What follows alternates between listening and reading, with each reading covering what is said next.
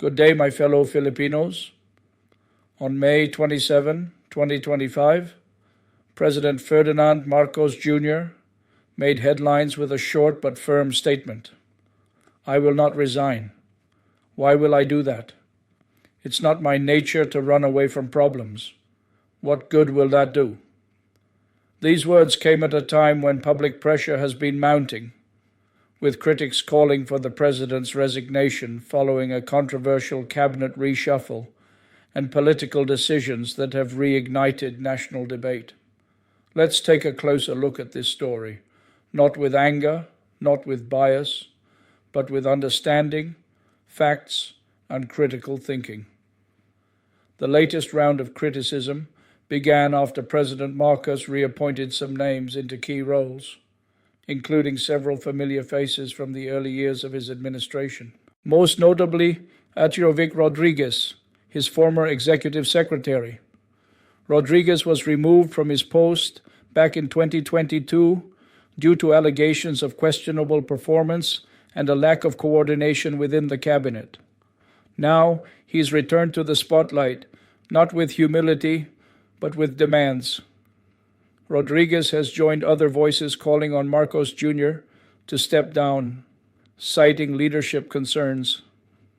But this move raises a deeper question. Why is someone previously removed from office due to internal issues now asking for the resignation of the president himself? In response to the growing calls, President Marcos Jr. didn't just defend his position.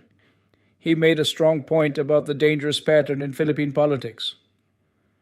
There should be no demands or conditions for reconciliation. If we truly want unity, we must focus on solving problems, not creating more division.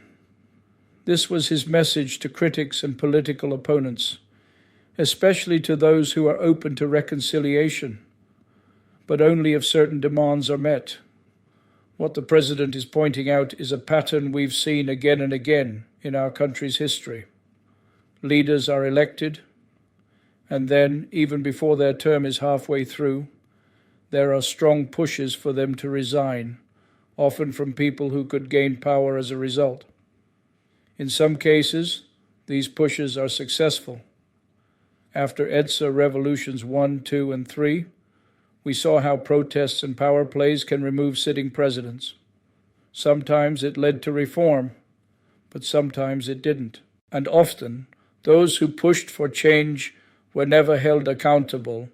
Some were even rewarded with power. Now, with another call for resignation, the cycle threatens to repeat itself. But here's the important truth. The President of the Philippines is elected by the people. His mandate comes from millions of voters.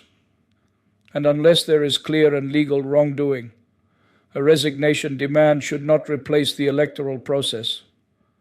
Of course, we must hold our leaders accountable. That's democracy. But democracy also means respecting the outcome of elections and solving issues through proper institutions. Not through noise, not through pressure, and not through shortcuts. To all those watching, especially our youth, always ask, are these calls for resignation truly for the nation, or are they just another play for power?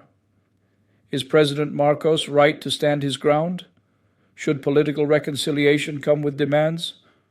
Or should our focus, all of us, be on fixing real problems like poverty, education, and national unity? Like, comment, and subscribe to AngKampanero, Tinig ng Katotohanan, Tunog ng Kasaysayan. To all our new subscribers, thank you for joining us. And to those who've been watching and sharing, maraming salamat. Let's keep the conversation going. Let's keep thinking critically, and let's keep working together for a better Philippines.